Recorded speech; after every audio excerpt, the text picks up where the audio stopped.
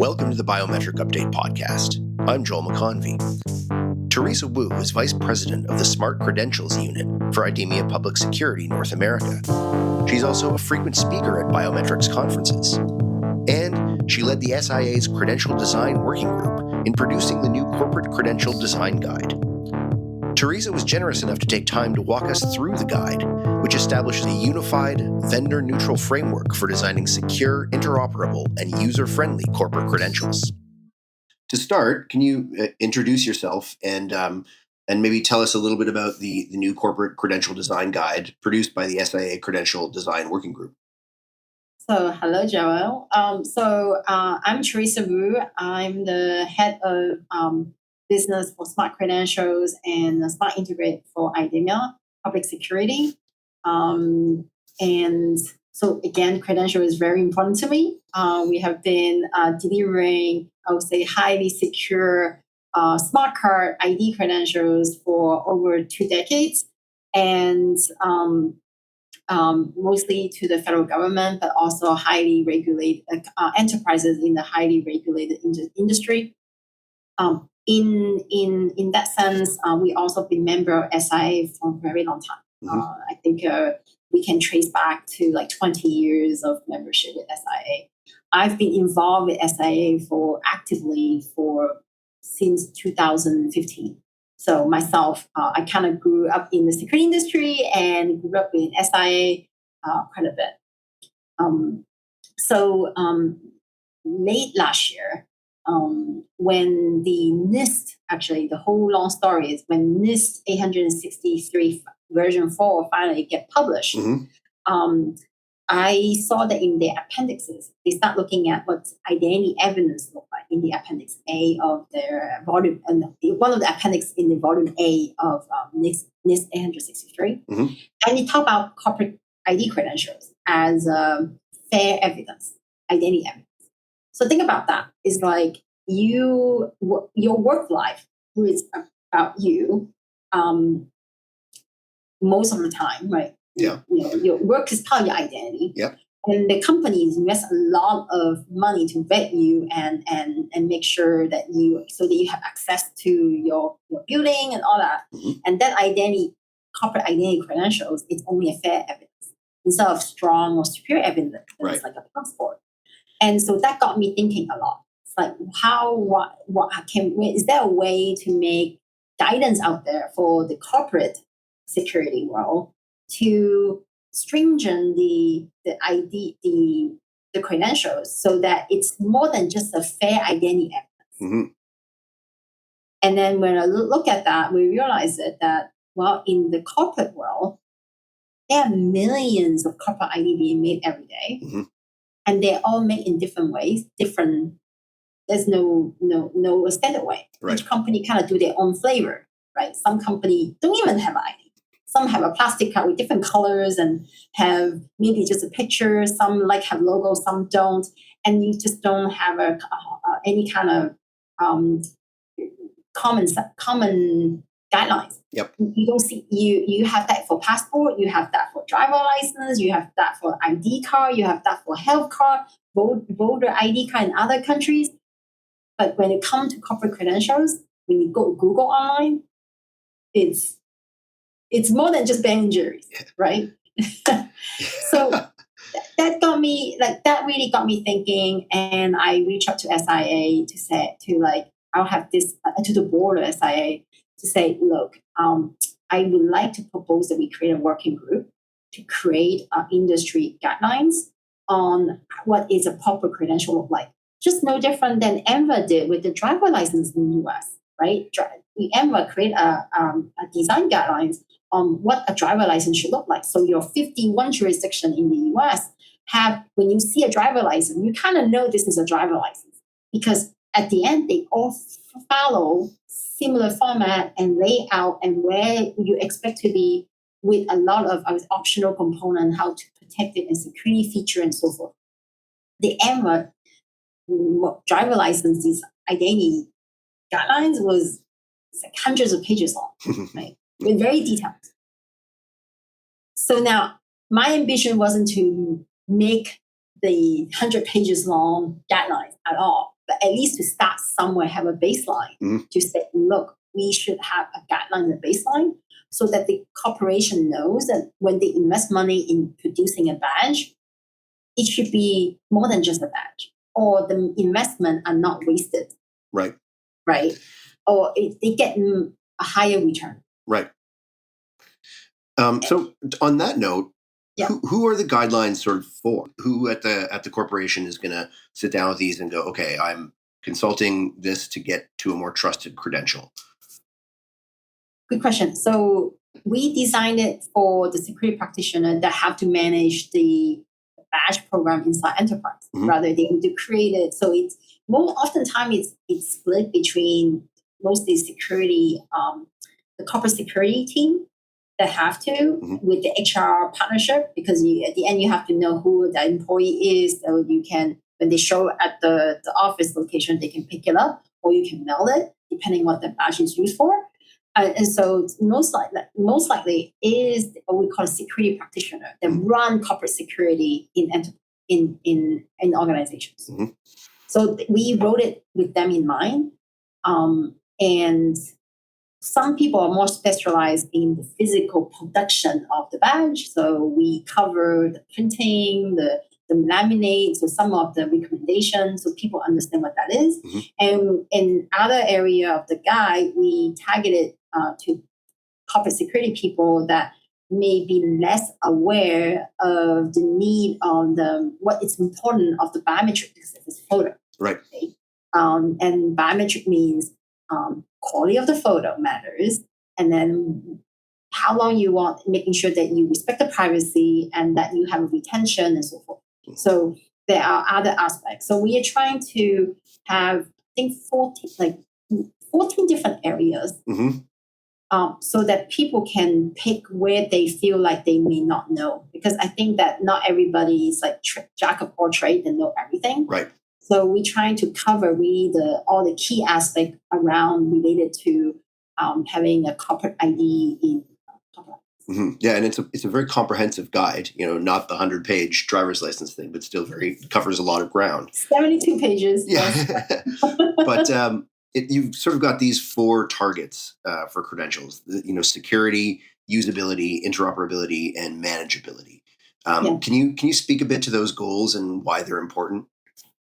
So that will be, I'm going to go back to the beginning, how we created the group, right? So my co-chair, we want to make sure that it's cross-industry. When we call for, because we purposely have the working group under the standard committee, so it's open. So even non-member, if they want to contribute, they can, or they are affiliate or related to SIA, they can. So we make it cross-industry, so it's neutral. So we get as many expertise as we can from the industry, from different aspects of credentials. Right.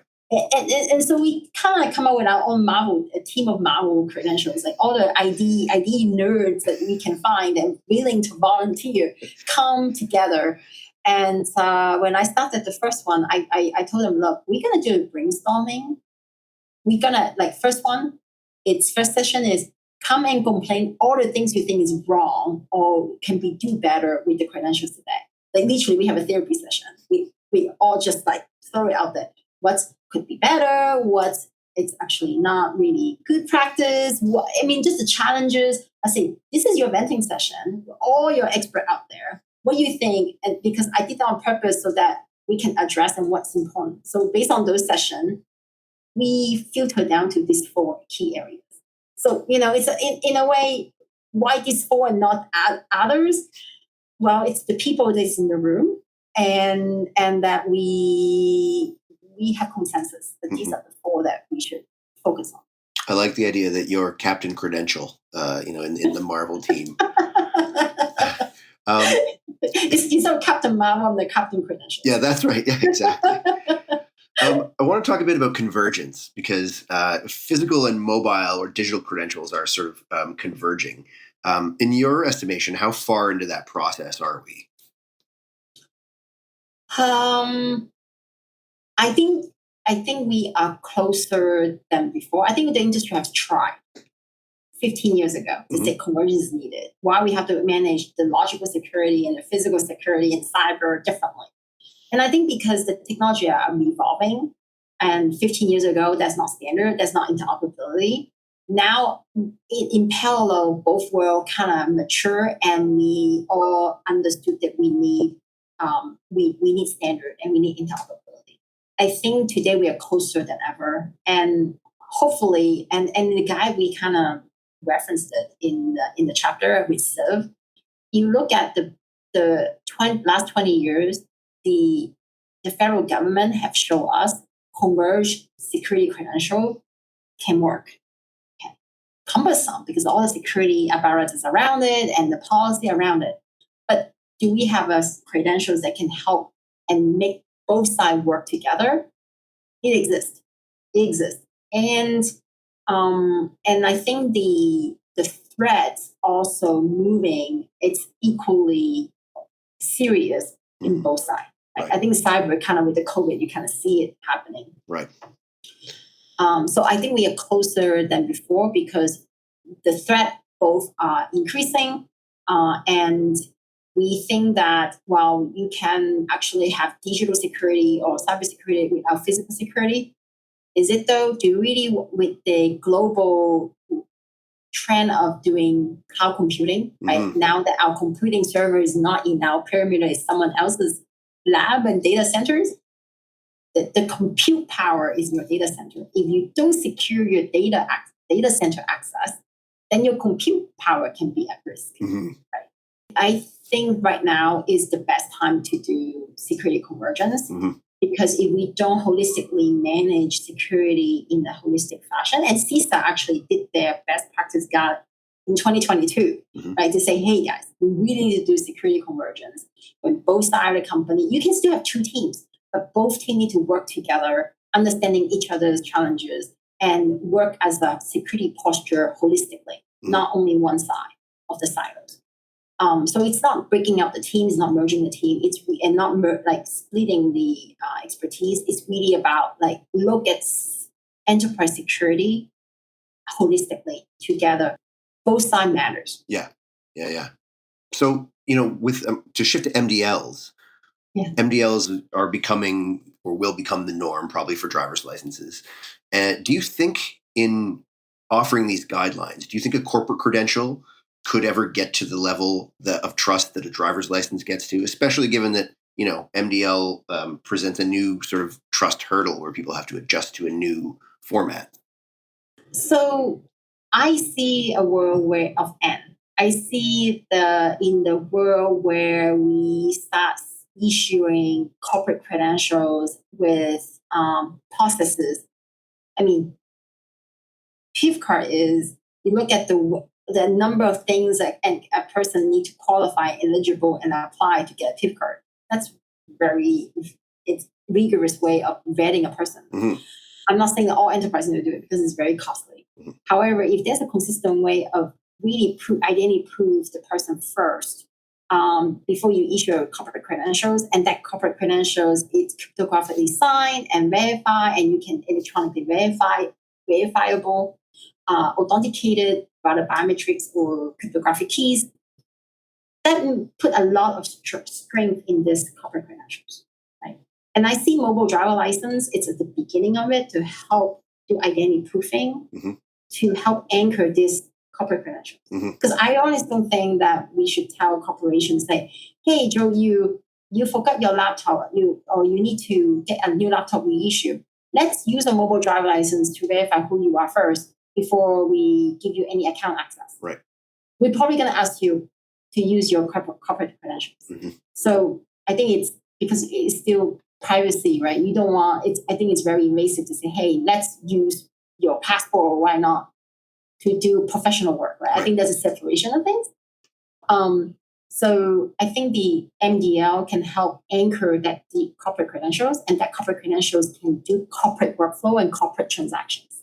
Gotcha. Okay. Right. Now that's physical. But then if that's anchored, you have a corporate credentials. The next step is create a mobile corporate credential so that you have more usage of it. And I think the what Entra ID Microsoft is doing with verifiable credentials is a great use case where they identity proof you first, and they issue a verifiable credentials, and you can use the verifiable credential later to ascertain who you are for account recovery, for example. Okay? Idemia is part of that partner with Microsoft to do the identity proofing process. But the logic is the same, right? You identity proof either with your physical document or your digital document. And now we can create a corporate credential for you to say who you are.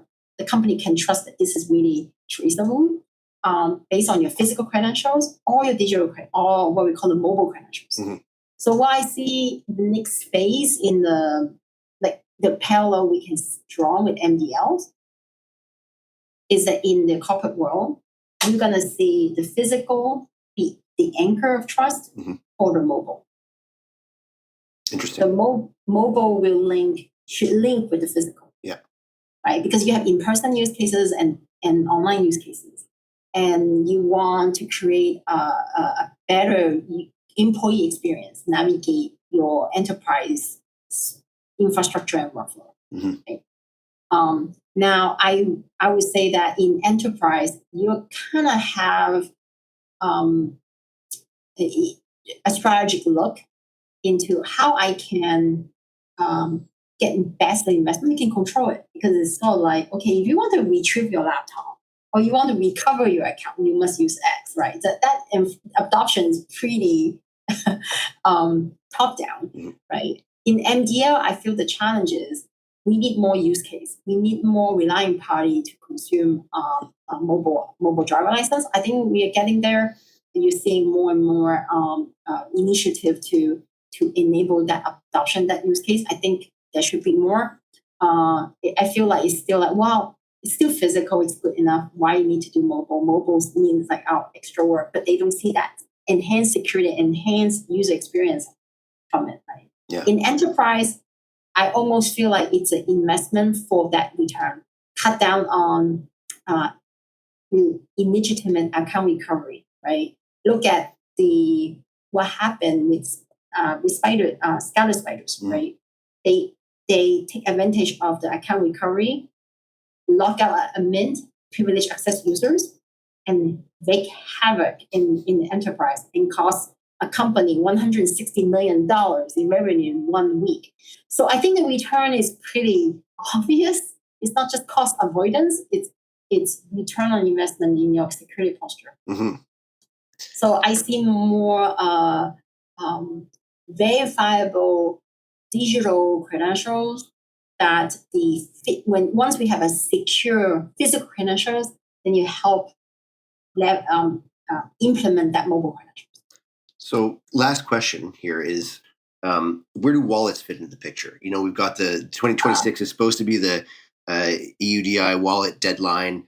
Doesn't look like a lot of member states are going to make that deadline, but wallets are coming and they will obviously play a role in housing mobile credentials. So what do you see as wallets' role in facilitating sort of adoption and uptake? Great questions. I think it's user choices. I think, okay, one thing, wallet need to be secure. It's a container, no different than, than your physical wallet. In my opinion, now your wallet needs to house your digital credentials. It needs to be secure. So that's why EUID have all the security and have to be certified, right? Actually, one of the talk I did, I said, people think the wallet, it has to be on a mobile phone. But actually, the very first digital wallet, it's actually a smart card. You think about it, the EID, where your digital credential is on some of the country's national ID card have a chip, yeah. and your digital credential is in that chip. So technically speaking, that's the wallet, right? It contains your credentials. So for me, the number one criteria is how secure is that wallet, how you trust that the provider of that wallet. Mm-hmm. So of course, that's Apple, Google, Samsung, and they put on the phone and they house multiple wallets and they have high degree of security. And Idemia has an identity wallet like we are doing and deliver mobile driver license in the States, in the US. that security level to make sure that wallet, that container is secure is super important. That's number one, security of that wallet. The second part of it is it's gonna require work to make the user experience similar. I think when you're using a Google Wallet or Apple Wallet or Samsung Wallet, we more or less have similar UX experience. In, I would say, app-based wallet or cloud-based wallet, the experience may be a bit different. Or the interactions with the application may be different. And I think having alignment of those UX will help with the adoptions. At the end, for me, it's user choices. I think there are, as an individual, I would like to have a choice to have it, it's no different than your boarding pass, right? You have your boarding pass in the airline app, or you can provision it into the wallet because for easy access and use to. I think you want people to have choices because sometimes they don't want to go all the way to the app or authenticate in the app to get the fast access to the boarding pass. I think that would be user choices. I think we are in the world of and choice. We shouldn't. There may be some use case it makes sense to be in the phone wallet, and there will be other use cases it makes sense is in the built for purpose wallet. Right. Yeah. I just don't think there would be a world where that's one wallet to rule it all. I think it's going to be depend on use cases, the purpose, the risk level. Yeah. And I think that probably makes interoperability all the more important for credentials because they're wallet engagement. How is it gonna show up on the users so it's not confusing? That's quite important. Mm-hmm. And I'm hoping that in the future our 1.0 guide will evolve and we can be able to touch base on this topic. I'm really happy that SIA at least done the credential design. And I always tell you that at the beginning, there were a lot of appetite to touch mobile. But we were in the concern that we may be boiling the ocean. We want to give ourselves a year to publish the first version, right, so that we can have it by CWAS. So we have very like a gated timeline because there was no such guideline before ever. Right. We were looking at, we have all the nerds in the room looking like, have anybody done this before? Do we need to? And we couldn't find any. So we find that this is first good step. Finally, everybody's like, finally we have one. Because all the time we were complaining, there's no guidelines. Right. There's no alignment. There's no alignment because there's no guidelines. So I think we start with physical. I'm highly confident that there's a lot of interest for us to work on a second version to touch on mobile. Well, I'll say Captain Credential's work is never done, Yeah, thank you very much for sharing your insights today and for walking us through the Corporate Credential Guide. I very much thank you for your time. It's been great to chat. It has been a pleasure. Thank you for having me. Thanks again to Teresa Wu for joining us. And thanks to you for listening. For all the latest on digital credentials and biometrics news, be sure to visit www.biometricupdate.com.